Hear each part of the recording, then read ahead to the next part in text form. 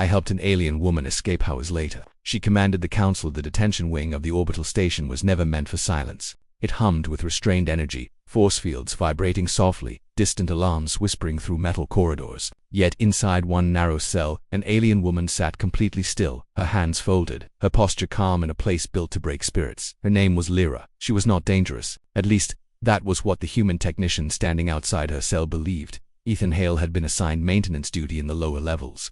Far from command decks and political chambers, he fixed conduits, calibrated shields, and kept his head down. Humans were still newcomers to the Interstellar Council, tolerated more than trusted. Ethan had learned quickly that survival meant silence. But when he passed Lyra's cell, something stopped him. She did not plead. She did not rage. She simply looked at him, her dark eyes steady, ancient, and tired. "They will execute me at cycle's end," she said quietly. Ethan froze. Prisoners rarely spoke to technicians. Even rarer was calm honesty. "For what?" he asked before he could stop himself.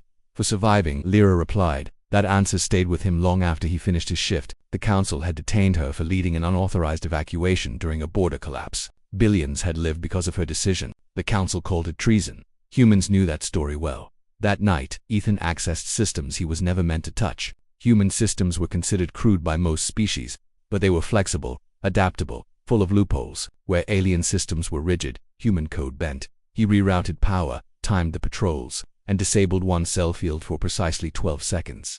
Lyra did not hesitate. When the field dropped, she stepped forward, her movements fluid and precise. "Why?" she asked as alarms began to stir. Ethan swallowed. "Because if we only save the obedient, we lose everything worth saving." They ran. By the time security sealed the wing, Ethan was unconscious from a stun blast, and Lyra was gone into the vast traffic of the station.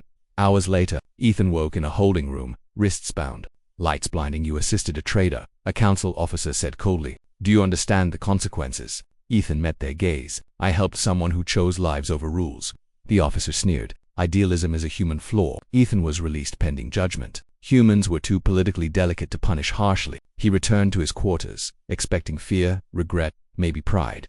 Instead, the station shook. Emergency tones echoed. Council chambers were sealed. Every screen lit up with unfamiliar symbols. Then a face appeared. Lyra. She stood not in chains, but at the center of the Grand Council Hall. Around her sat representatives of dozens of species, silent, rigid delegates, she said, her voice carrying authority that filled the station. "By ancient charter I invoke the right of ascension."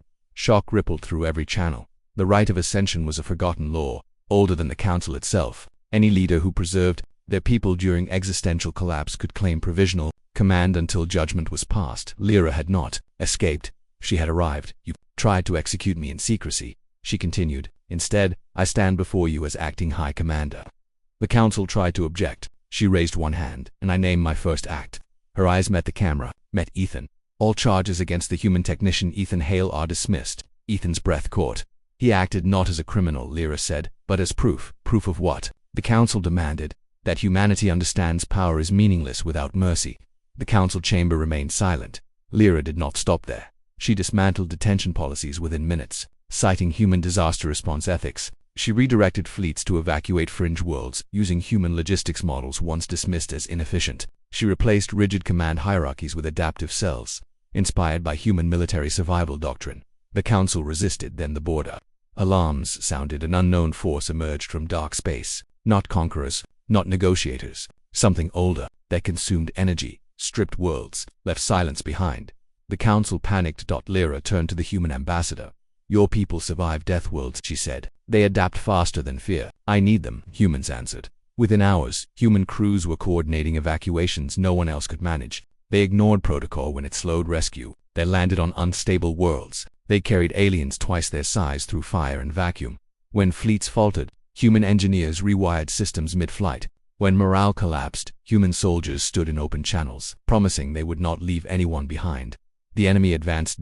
Then stopped. They encountered something unexpected. Resistance that changed shape. Traps built from wreckage. Signals that lured them into gravity wells. Sacrificial tactics executed with precision and heart. Humanity did not outgun the enemy. They outhought them. They outlasted them.